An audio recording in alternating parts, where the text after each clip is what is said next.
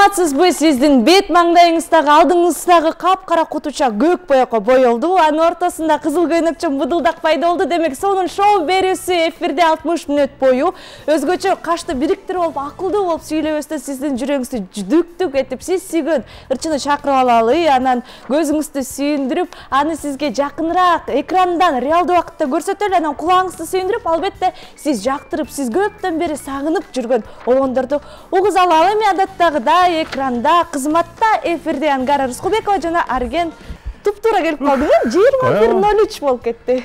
Туп-туура.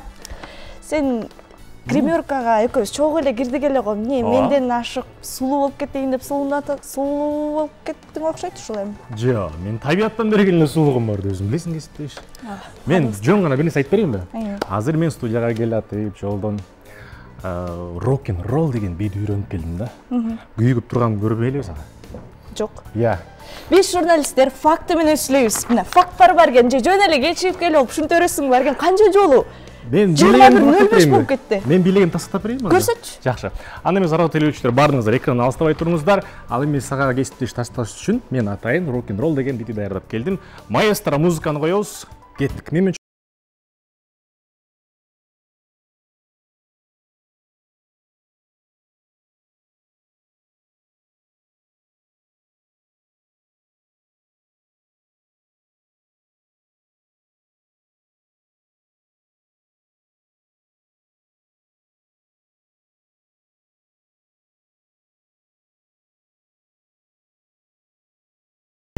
Арген, бул жөн жерден эмес болсо керек, жөн эле билген келип кетти. Ооба, бул нерсе жөн эмес. Бүгүн 13 апрель. Бүгүн болсо рок-н-ролл күнү экен. Рок-н-ролл боюнча сурооң бар болсо берсең деле болот. Рок-н-ролл качан пайда болгон, аны кимдер билеген? Негизи ушунун баарын жок билесиң. Ооба, билебиз, сөзсүз түрдө билгенден билиш керек го дейм кесиптеш. Рок-н-ролл деген 1940-жылы Америка Кошмо Штаттарында жарыкка чыккан бул бий. Бийленип келген. Азыр күнгө чейин эсептеп көрсөк, көп жылдын жүзү болуп кетти. Азыркыга чейин тарап жатат, бүткүл дүйнөдөгүлөр билет. Керек болсо Кыргызстан бизде эле бийлеп атпайсыңбы? Ушул Арген, сен бийди го билейт экенсиң. Жөн эле бир сулуу кызды көрүп калып, артынан чуркап кетип калып, адашып жүрүп кайра Жок, кесиптеш. Мында тастап берейинби? Тастатчы. Ана эмесе бир гана менде кесиптеш сен эле барсың. Сен эле гана ооба. Катарыбызга кошулсун Зарлык Камбаралиев, Айган Шабиева. Сен менде канасың. Чаа көрөлү.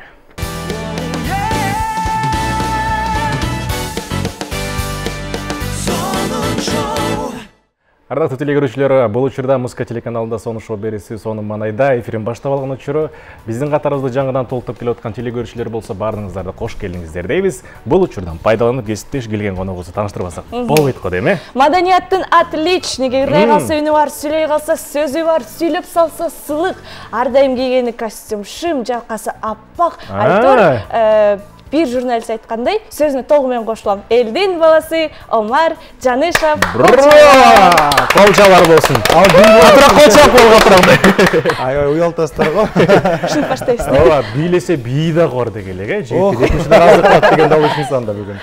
Кош келиңиз. Кош келдик. Ассалам. Кубанычтабыз. Кечээ Айсулуу Тунубекованын баш айланткан жеңишине көп болдуңуз окшойт. Күттүңүз беле негизи? Албетте биздин балбандар Азияда эң күчтүү балбандардын бири, тем более Айсулуу Тунубекова баягы биздин эң күчтүү балбандарыбыздын бири да, ошондуктан сөзсүз түрдө күткөм. Жеңебиз да спорт жакшы көрөт окшойт, Жакшы барыбыз көрөбүз. Инстаграмдан көрүп турабыз. Жакшы. Спортто баштап калдык. Анан деги эле спорт жаатында биз да сизди соц тармактардан көрүп калабыз. Футболдор ойноп каласыз, баягы чыгармачылыкта досторуңуздар менен. Спорттун деги эле кайсы түрлөрүнө көбүрөөк кызыгасыз? Футболдон дагы, күрөштөн дагы. Бокс менен көбүрөөк кызыккам. Футбол эми бирок жакшы көргөнү футбол го дейм баарыбыздын эле. Анан бардык эле спорт негизи өзүнчө жакшы да. Ооба. Даже любой бильярд деле по-своему сүйүүчүлөр үчүн жакшы спорт. Бокска караганда күрөш жакшы же күрөшкө караганда дзюдо жакшы деп койгондо болбойт деп ойлойм. Себеби ар бир спорт өзүнчө бир уникалдуу. Мен бокс менен машыгып катышкандар бир өзгөчө агрессивдүү болот экен деп ойлогом да, көрсө такыр эле тура эмес ойлонуп жүрүп атпаймынбы? Такыр эле жумуш. Же сиз мындай маданияттуу. Биз эми баягы спортсмен эмеспиз да биз. Ооба. Любитель катары эле катыштык. Анан негизи жакшы спортсмен өзү спокойный эле болуш керек деп ойлойм да. Мисалы олимпийский спортсмендер көбүнчө эле жөнөкөй жүрүшөт го. Агрессиясын көрсөтпөй, себеби дегенде алар билет өзүнүн күчтүү экенин, анан баягы негизи кичине аз катышкандар кемерээк болот да, чатагыраак болот. Аягына бир приемду үйрөнүп туруп ошону бир жерден көрүш керек болгондор. Ошондо сиз түз эфирден көрсөтүп бербейт окшойсуз, прием? Ой, жок, биз азыр андай формада эмессизби? Чынын айтканда эки самсы ифтарынан плов менен кошуп аралаштырып, аябай катуу ифтар кылып келатам, анан азыр энтигип калабыз го. Орозоңуз кабыл болсун. Бирге болсун дейли. Анан дагы бир мейли бул спорт менен үй бүлө, атасыз, сонун инстаграмда карасак сонун күйөөсүз, жолдошсуз. Үйүңүздөрдү ремонт кылдыңыздар окшойт. Же кылайын деп аттыңар беле? Эмне болду? Кылалы деп атабыз. Бул көлдө коттедж алганбыз, ошону жазайын деп атканбыз. Ошого баягы бир-эки видеолорду көрүп калдыңыздар окшойт, ошого издеп жүргөн материалдар убакта. Эң жакшы. Манан буюрса жакында бир үйдөн ремонт кылып аткандарды көрсөтөбүз го деп. Ушул жерден эле сурай берип көрөйүнчү. Биздин өзүбүз кесибибиз ушундай да. Бирөөнүн чөнтөгүн аңтарыш керек, ушунча конокко чакырганда байлыктарын чыгарыш керек. Омаржанышып өзү келип атса, канча үйүңүз бар? Машинаңыз кандай? Учурда менин машинам жок. Азыр келинче машинасы менен жүрөм. Үйүм бар. Ошол коттедж менен эки үй болуп калды ошондо? Ошондо эки үй болуп калды, буюрса. Кандай сон? Бизге да жыксын. Баракелде, ооба жуксун дейли. Анан жогоруда өзүңүз айтып калып атасыз, Күлдөн коттедж алдык деп. Буну баягы жалпы эле кыргыз эли билип калышты. Анан коттеджди деген дегеле бул жайында барып өзүңүздөр эс алгангабы? Алдыңыздарбы же азыр мурун былтыр өзүңүздөр билип каласызбы? Аябай кымбатчылык болду, көлдүн сезону аябай мындай пикке чейин чыкты да.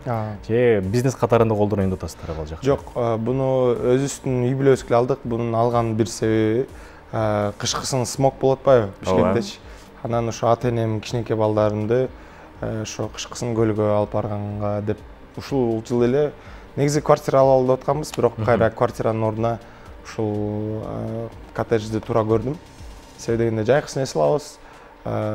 Кышкысын дагы ушул чындап эле аба Бишкекте кескин начарлап кетти, ошондуктан ошону туура көрдүк. Бирден бир себеп бул ден соолукка дагы байланыштуу экен. Ата-эне менен да. Жакшы. Омар мырза, комментарийлерди окусак, аябай маданияттуу, аябай сылык сүйлөйт деп жалаң эле алкыштар да, мындай начар комментарий издеп кээде эле таппасаң 100дөн бири.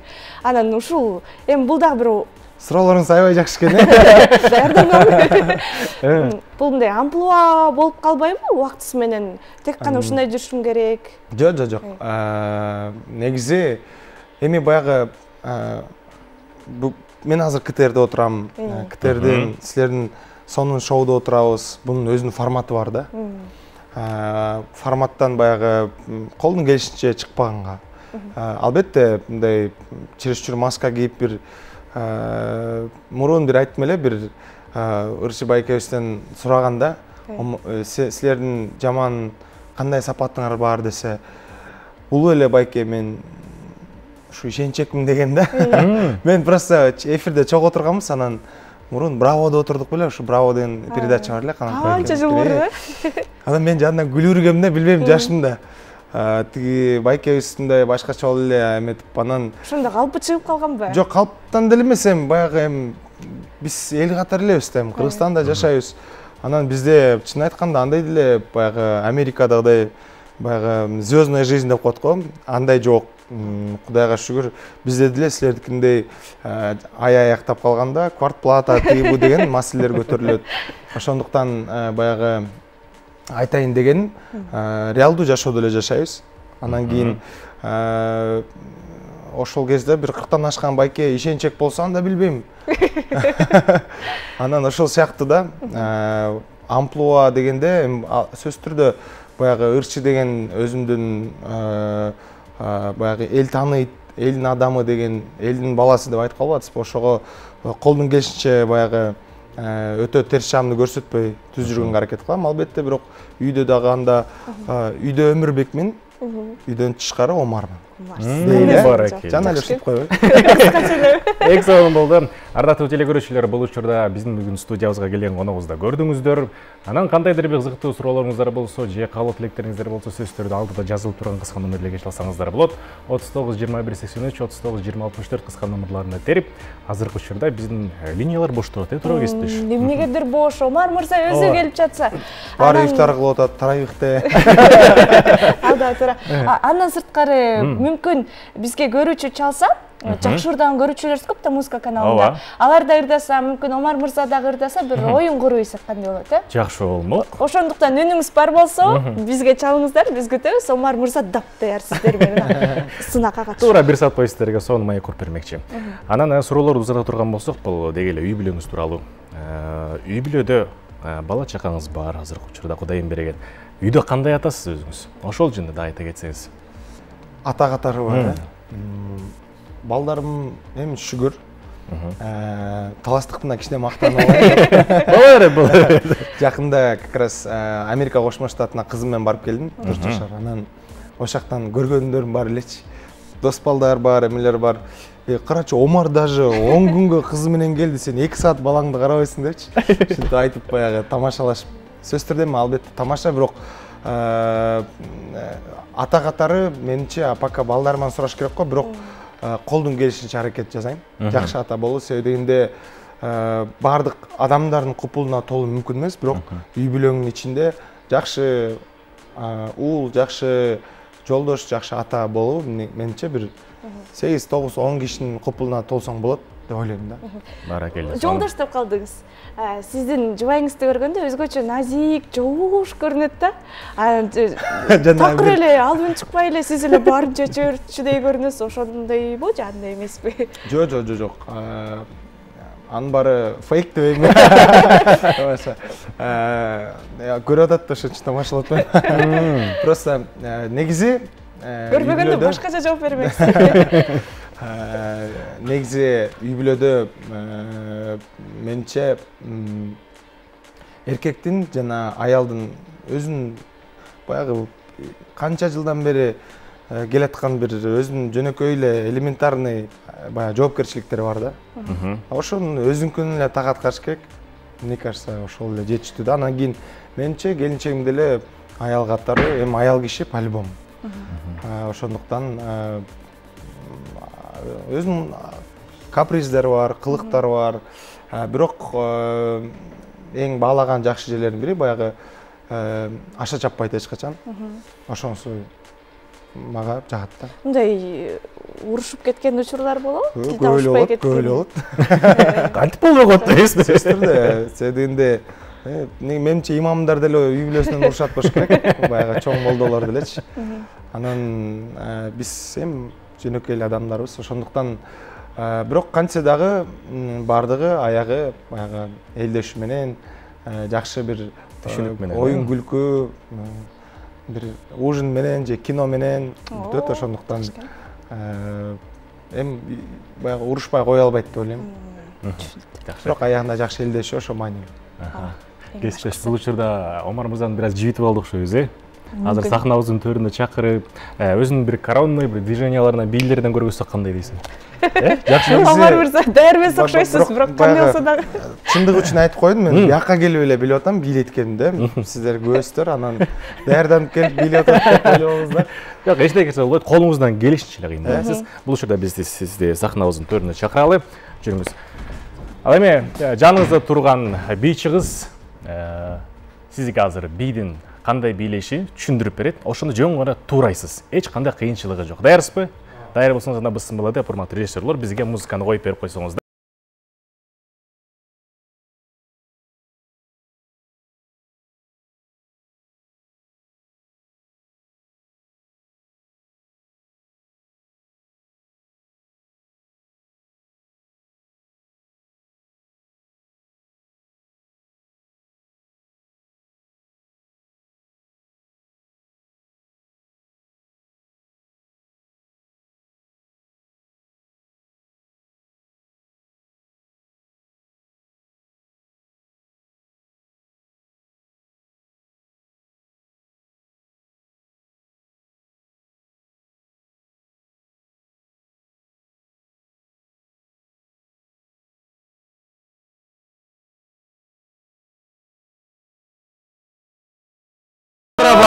сыздар. Сонун. Эң сонун. Омар мырза, кесиптешим экөөбүзгө караганда чындыгында жакшы билет экенсиз да. Анан кесиптеш учурдан пайдаланып дагы бир жолго айтылып атпайлыбы? Уже жөнүп калдыңыз окшойт. Экинчи жол попытка болсун. Кеттик анда эмес самыйсызга.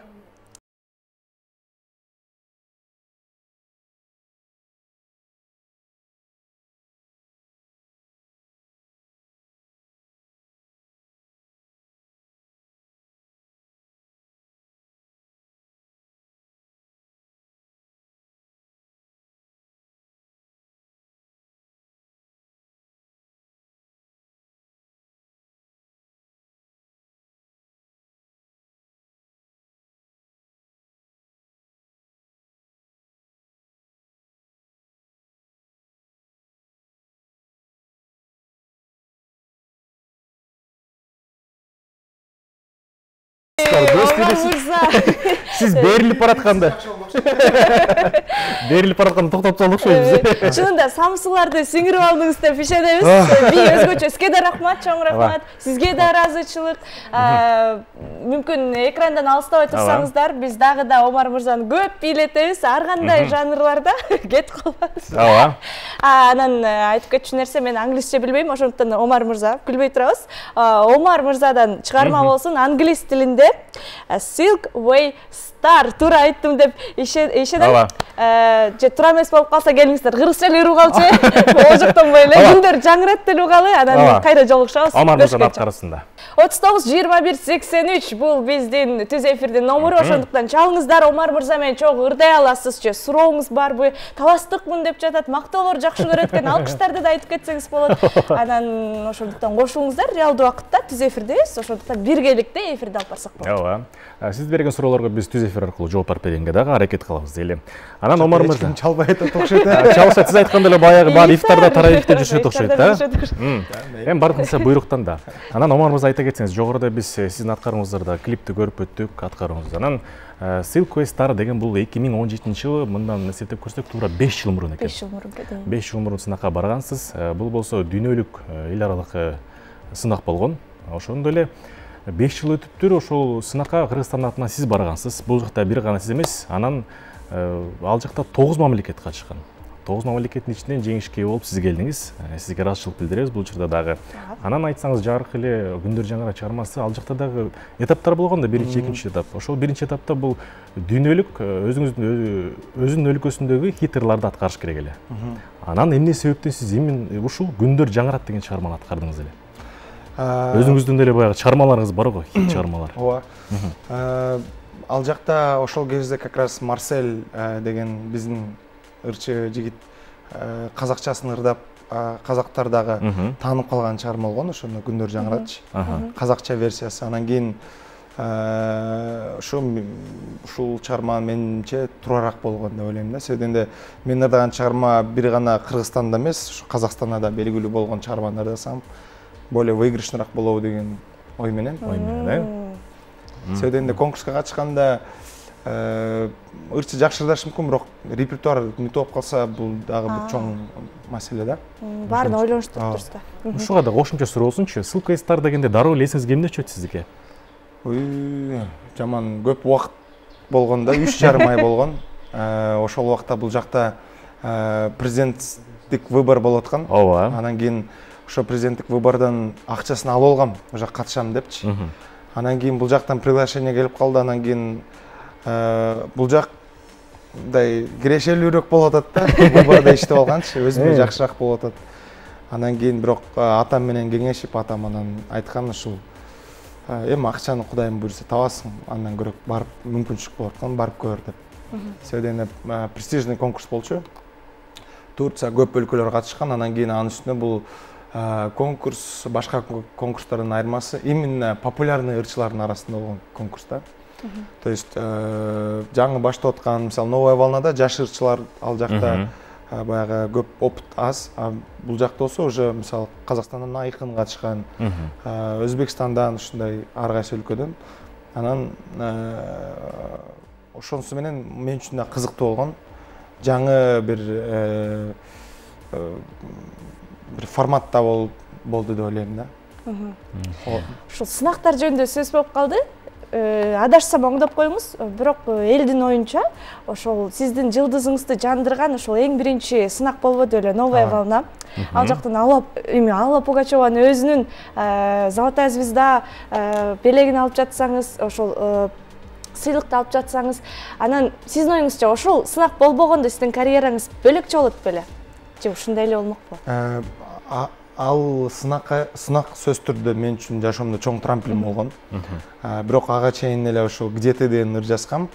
2007 жазсын, бирок 2008 сынакка бардым да. Где-то деле в принципе эметип элдер Азастан баягы таанып калган чыгарма болуп аткан. Менимче баягы болмокко дейм. Бирок эң чоң баягы моментальный эрте чыкканга ошого Алла Пугачеванын сыйлыгы болдош керек. Анан негизи баягы Кудайым ушинтип чүк деп, мен чын айтканда ага чейин маршрутка менен эле көчөдө мындай шлёпкачан эркин эле жүрөсүм да. Новая волна барып келип, кайра эле маршруткага түшүп, мынтип ойлонуп кетип баратсам, маршруткадан кыздар, балдар эметип автограф алып атканда карасам, кир шлёпкачан кетип бараттыр. Бир жер басып өткөм да анан. Ошондо ойлоп калгам да, уже элдер таанып калыптыр депчи. Сиз айткандай канча деле новая волнанын мен жашоомдогу баягы таанымалдуулук үчүн чоң роль ойногон. Жакшы. Ал учур биз уйруксак кандай болот? Сон болмок эле. Мындай сизде бул учурда сахнабыздын төрүн узаталы. Сиздин аткарымыңыздагы эң мыкты чыгарманы аткарып бериш үчүн ардак телекөрүүчүлөрүбүздөн алыстабай турыңуздар. Омар мырзанын аткарысында Сүй дастан аттуу чыгармасы бир гана жалпы телекөрүүчүлөр сиздердин урматыңызды аткармакчы. Көңүлүңүздү буралы.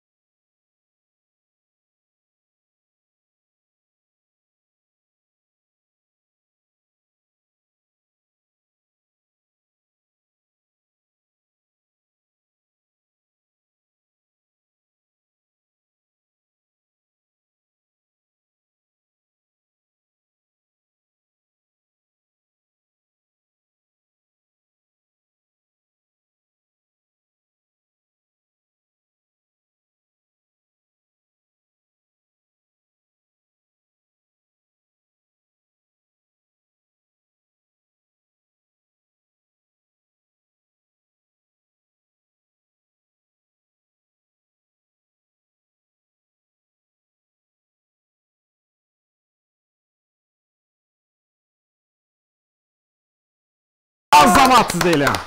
Қалчалар болсын, таласқа тайсын, бар болыңыз, өміріңіз ұзын болсын дейлі, бұлбұлдай болғаныңыз өшпесін дейлі. Жаңыл еле жүректер дұқылдап, қачантан ұқтап қалған сүйілер ойғанып жатқанда ұрда тоқтап қалды. Мейлеме сүй жөнді да көп ұрлар алды да бар. Ауа, сөз түрді. Біз Маягөзді ұлантсақ, Омар Мырза. Сіздің сұрауларыңыз апасын екен. Бірақ жағып атады маған. Жағып дағы жақшысын берейін бе, Омар Мырза.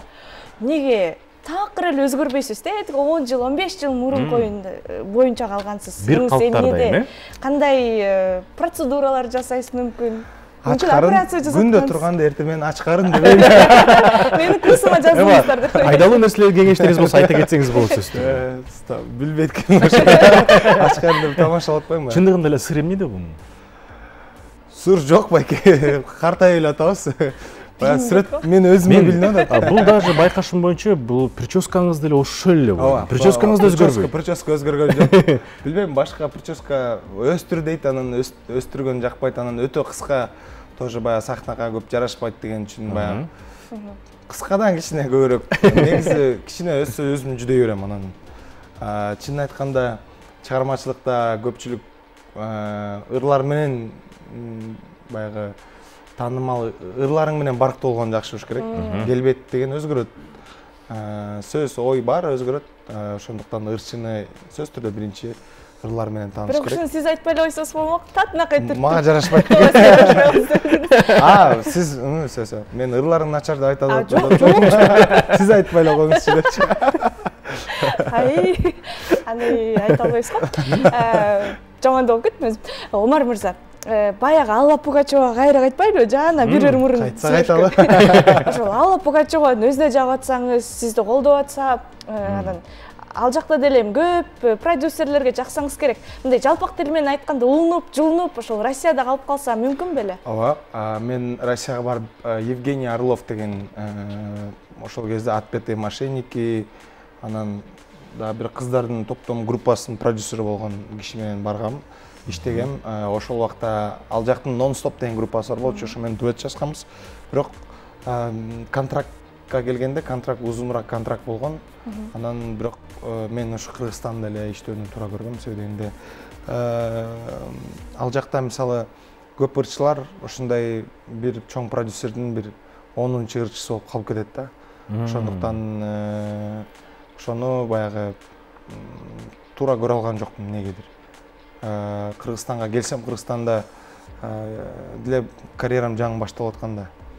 Анан кийин ал кезде дагы көп эле казак ырчыларды көрдүм, таланттуу. Москвада аракет кылып атканчы. Бирок ошолордун чыга албай, баягы элдин кабыл алуусу жакшы болбой жатканын көрүп, анан бөлөк жерде султан болчу, өз элиңди ултан беле. Ошондой көрүүнү туура көрдүм. Жаңылган жокмун деп ойлойм. Биз да ошентип ойлойбуз. Сиз жок болсоңуз жанагырдын баары кайда болмок. Дагы бир суроо болсун. Бул жөн гана суроо. Баягы фасоль боюнча айтпай деле койсом болмок, бирок. Айтыңыз. Айтпасам кандай болуп калат? Окшош. Ошол суроо мындай эле. До, ре, ми, фа, соль деп айтып атасызбы сиз? Ошо фасольну эле айтып аткам. Ошол учурда жанагы чыр дуу болуп жаткан учурда карьерама доо кетип калат деп ой келди эле. Кандай сезимдерде калгансыз? Канча жыл мурун жашта болгонсуз? Сөз түрдө бул жашоодогу бир эң чоң сыноо болгон деп ойлойм. Эми чын айтканда ошол кезде мен негедир ошо Кудай неге ушундай жакшы иш кылайын десең дагы сага ушундай болот деген өзүмө чоң суроо келген да. Ошол жерден эми чоң ызы чуу болду эле го. Анан жаман аябай морально сынгам. Бир жыл бою кадимкидей ырдоо мен үчүн кыйын болгон убакыт болгон да. Бирок ошол кезде мага эң көп айтылган сөз жигиттин башына нелер кетпейт деп баары эле келип ошону айтышкан да. Анан мен ойлойм, баягы эгер Кудай таалам сага сыноо бербесе, сен Кудайдын сүйүктүү пендеси эмессиң дейт да. Анан эң жакпаганы ошол баягы эл ичинде чересчур бул баягы неприятный жагынан дуу болбоду. Анан кийин ошол эң жаманы болду, эми баягы бул күндөрдө өттү кетти дейли, бирок кантсе дагы мен үчүн чоң сабак болду. Адамдын баарына ишенүү болбойт.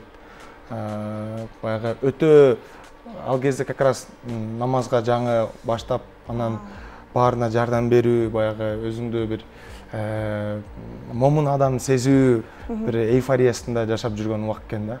Көрсө адам өзүн сөзсүз түрдө бир баланста кармап жүрүш керек экен. Кандай болбосун, ашыкча такыба болгон деле, ашыкча мондай ашыкча жаман эмес, дайыма ортосунда жүрүү маанилүү экен. Ошондо жаныңызда кимдер колдоп жүрдү эле ошол учурда? Жанымда Миргүл Эрсеналиева, бир тууган үй бүлөм бардыгы эле, менин айылым, айылдаштарым. Эми ал жакта баягы ичтен билген адамдар бар эле, көрөт, билет. Күлкүлүү эле вопрос болду, даже сот процессинде деле настолько. Эми выбор болуп атпады эле ошол убактачы. Пиар болуп кетти да. Сиздин оюңуз? Параллельно деп ойлойм, балким. Бул учурдан да бир аз маегибизди үзүп, мыкты клипке берсек кандай дейсиз? Сүйлөй бербейли. Ооба, бир аз ыркпайлы, ооба. Сиздер да мага сөз бербей атасыздар, клип көрөлү, андан кийин сүйлөшөлү дейли. Анда Толгон Аярзыкеев бар дейт окшойт, махабат чыгармасы окшойт. Анда биргеликте сүйүү, махабат сезимдерин ойготолу жана ырахат алалы. Андан соң жолугушабыз. Жаз, махабат, сүйүү ойгонуп жаткан убак экен. Анда келиңиздер, ушул сонун нотада маегибизди улантсак. Арген, сенде көп суроолор бар окшойт. Суроолор бергенден мурда биз телефон номерди кайталап өтпөйлүбү? Бул унутуп калдык окшойт. Дагы эле чалбай атабы. Дагы эле атышат. Үмүт үзбөш керек. Үзбөйсүз, байкелер чалып. Ардактуу телекөрүүчүлөр. Досторума SMS жөнөтүп коем, кайда чалбайсың. Бул учурда бизде 7 дубандан көрүп турасыздар, ардактуу телекөрүүчүлөр. Өзгөчө талашып тургандар, сиздер чалышыңыздар болбойт. 39 21 83 39 20 64 кыска номерлерине чалсаңыздар, биз сиздерден жооп алып, жооп күтөбүз, өзүңүздөр каалашыңыздарчы суроолор бериңиздер. Мен кыстырма кала кетейинчи. Клип учурунда чалбастан ушул биз сүйлөшүп атканда же ырдап жатканда, бийлеп жатканда эмес, сүйлөшүп атканда чалсаңыз, ошондо маек түзүлөт. Ошондуктан чамдаңыздар. Ооба, чалып аткандагы сыналгыдан бир аз алысыраак туруп алсаңыздар, биздин студиябызга да жакшы болуп берет эле. Телефон чалып. Биздин чалуулар бар экен да, Роман аке, биз сымалда. Алло, саламатсызбы? Саламатчылык. Саламатсызбы, түз эфирдесиз. Үнү өчпөсүн, өмүрү узун болсун. Рахмат. Иши ийгиликтүү болсун. Ушул баланын негизи өзүм үнүн жакшы көрөм, кеминден чыгып аттым эле. Атыңыз ким эжеке? Бейшенбү. Бейшенбү. Кайсыл жактан чалып атасыз десек эле, ушу таластан чалып аткандай сезилди мага. Кеминден чалып атам. Кеминден деди. Баракелде, сонун кеминдиктер. Сиз да жооп кайтарып койсоңуз болот. Урматтуу апа окшойт, бул эле апабыз окшойт. Чоң рахмат, айтканыңыз келсин. Бардык айтылган нерсе сизге, сиздин үй бүлөңүзгө, балдарыңызга эки эсе болуп кайтсын. Жакшы, анан суроолорду атуулайын, кесиптеш, бир аз уруксат берсеңиз мен. Мейли будулдабай турайын. Ооба. Омар мырза, айтсаңыз, биз Instagram баракчадан да көрдүк, эфирден тышкары дагы сүйлөштүк. Өзүңүздүн кечеңиз, чыгармачылык кечеңизде бергениз жакындардын арасында. Анан чоң концерт качан берилет? Бул деги эле биз деле эмес, жалпы көрүп аткан миллиондогон көрүүчүлөр да күткөндөр бар. Сиз көптөн бери концертте берилексиз. Кыргызстан ичинде деги эле планыңыз барбы? Ушул жөнүндө дагы бир аз маалымат бере кетсеңиз. Чыгармаларыңыз боюнча дагы жаралып аткан. Кудай буюрса, ойлоп атам, күзүндө деп чоң концерт берейин деп.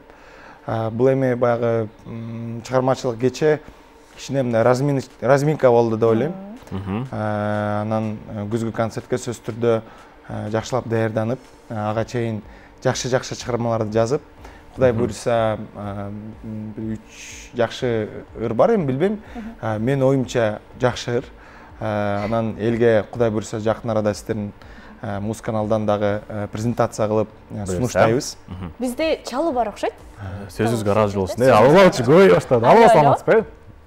Кутман кеч. Кутман кеч. Сиз эфирдесиз. Мен Омар байкеме кабыл тилек айтайын дегем. Баракелде. Омар байке көп жашаңыз, өмүрүңүз узун болсун, өнөрүңүз өркүндөй берсин. Айтканың келсин.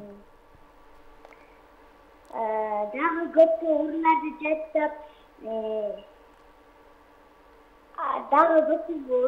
жаттап, жакшы бала болуп, бактылуу жашаңыз. Азаматсыз сонун чоң рахмат. Рахмат. Сага дагы бардык жакшылыктарды каалайм. Жакшы окуу, келечекте бала кыз окшойт, Кыз го де, мен кыз. Келечекте бактылуу кыздардан бол. Келечегиң кең болсун, өмүрүң узун болсун, ата-энеңдин алдында эң бактылуу кыздардан бол. Жакшы. Кайра ошол темага айтсак, сиз хит жазып алайын деп жатасыз ошондо. Концерт койгуча. Же тура эмес түшүнүп калдым. Хит дегенде жакшы. Ооба, жакшы жазып, себеби дегенде баягы элдерди кассан, элди деле чогултуу, расходторду жабуу деле баягы элдин чогулушу менен. Анан жакшы бир-эки жазып алып туруп, жакшы мол ырлар менен, баягы эле эски ырлар менен коюп атат деген болбош үчүн, жакшы ырлардан, жаңы ырлардан көбүрөөк топтоп жазып, чыгарып көзгө чейин. Анан кийин чакырсам туура болобу деген ой келип атат. Себеби дегенде келип эле баягы чыгармачылык кечиде болгон эски чыгармаларды көрбестен, жаңы чыгармалар менен. Бирок чыгармалар даяр уже. Просто даярдалып атканча. Жөн элге тартылыш керек азыр. Тартылыш керек болуп. Жакшы, анан кошумча суроо болсун. Концерт деп калбадыңызбы? Азыркы учурда бизде Кыргызстанда фонограмманы жоюп коюшту. Фонограмманы ырдаган болбойт деп коет. Буга көз карашыңыз деле кандай? Эң сонун. Мага жагып атат. Демек концерттериңиздин баардыгын жан дүн менен аткарасыз. Албек. Неме болду да, биз, короче, ырчылар жамааты менен деп айтайын. Жамаат менен Кытайга барып калдык. Бул 2000, жаңылышпасам, 2014 дейм. Барып концерт берсек, ал жакта вообще фонограммадан болбойт экен. Анан жана биздин ырчылар дым болуп калды да, көбүс баарыбыз. Көбүстө минустар жок дажычы. Анан эмеде, мисалы бул жакта концерт болордун астында артында каткырып күлүп эле ал жактан аз калганда баары деп калышты, распевка алышыпчы. Негизи бул эң туура деп ойлойм.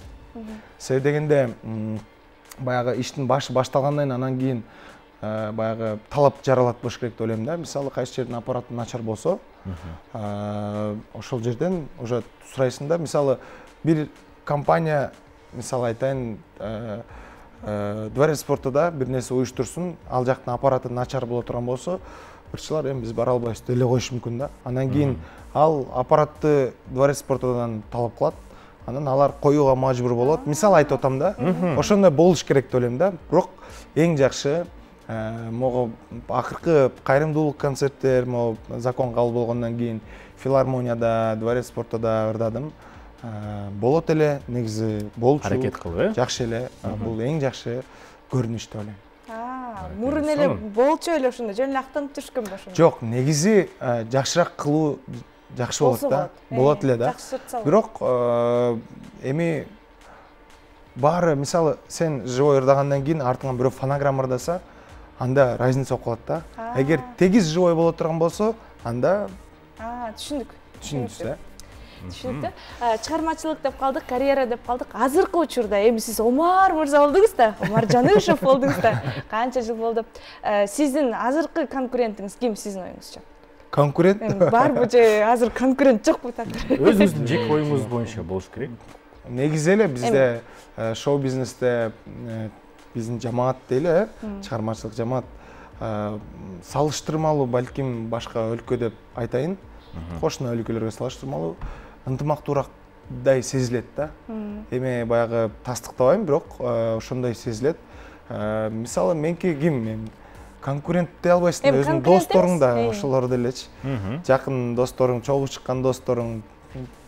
Күндө көрүшөбүз, кээде Sony ойнойбуз, анан аларды конкурент көрөсүң. Чогуу ыр жазабыз, ал өзүнүн ырларын угузат, мен өзүм ырларымды угузам. Могу жер монтуп коесуңбу деп мага айтат, мен аларга айтам. Анан менче бул туура эмес болуп калат, Тескериси чалды ар дайым колдоп жүрөсүздөр. Бизде андай деле чоң жок. Чын айтканда бизде эгер шоу-бизнес реально миллионный бир чоң аудиторияларга иштеген болсок, балким болмоктур. Бирок бизде эми тапканыбыз тойдон табабыз. Той Кудайга шүгүр элде көп жетиштүү. Ошондуктан талашканыбыз жакшыр болду. Жакшыр барбы, жакшыр болсо ырдайт элек деген сөз. Кандайсың?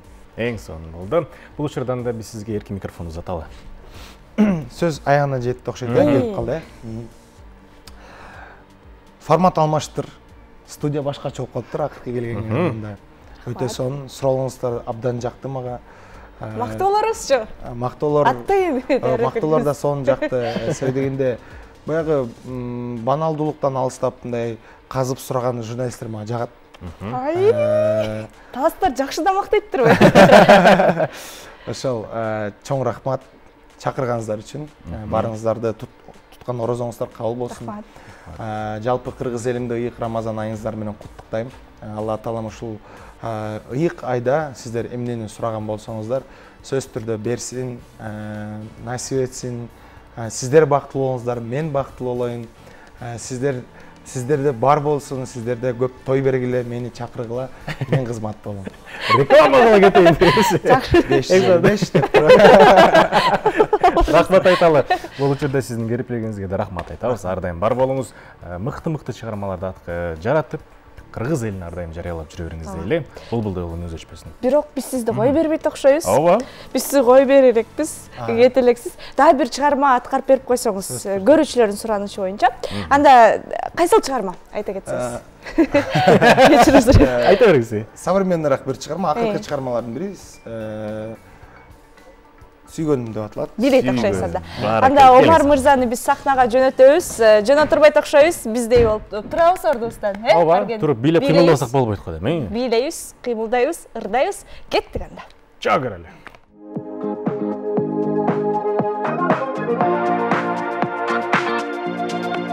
Ökündestep Jürömün bitsen büyükte Özünden sep Sensiz kalgan bu suyuma Haytalbay sırımdı Kaytalay ırımdı Sağa degen canım Mahabatım